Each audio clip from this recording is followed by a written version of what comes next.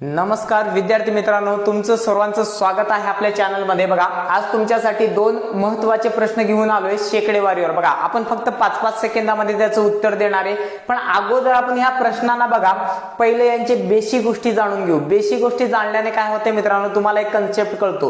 Concept कळल्यानंतर तुम्हाला shortcut काय होतं हे पण तुम्हाला लवकर समजून जातं मित्रांनो। बघा, आता हा प्रश्न आहे 3000 चे 20% चे 10% बरोबर किती, आणि दुसरा प्रश्न आहे 5000 चे 50% च्या 20% बरोबर किती।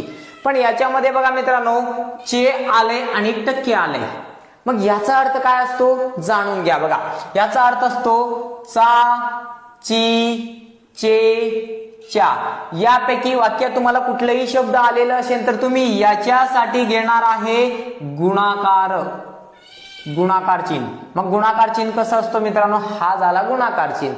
मग आता तुम्हाला टक्के आले, टक्के म्हणजे कसं मित्रांनो, बघा इथं दिसत असेल तर इथं लिहितो। जर टक्के दिलेलं असेल तर याचं उत्तर असतो 1/100, 1/100, किंवा तुम्ही डायरेक्टली छेदात 100 पण घेऊ शकता मित्रांनो। बघा, आता आपलं कन्सेप्ट कळाला, आपण येऊ प्रश्नाकडे। बघा मित्रांनो, एकदम सोपं आहे।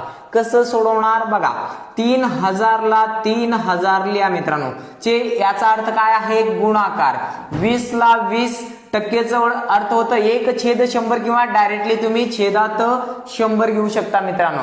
मग चे याचा अर्थ परत आहे गुणाकार, मग 10 ला 10 आणि टक्केचं किती आहे मित्रांनो, छेदात 100 आहे। आता तुम्हाला काय करायचंय बघा, इथं शून्य मोजा मित्रांनो, 1 2 3 4, छेदात 4 शून्य होते, मग अंशस्थानी 4 शून्य असतील तर त्याला कापून टाका मित्रांनो। बघा, 1 2 3 4, मग अंशस्थानी काय राहिले मित्रांनो, 30 राहिले आणि 2 राहिले। आता काय करणार आहे, 30 आणि 2 चा गुणाकार करा मित्रांनो। बघा, सोपं गुणाकार आहे, 30 दोन्ही किती मित्रांनो 60।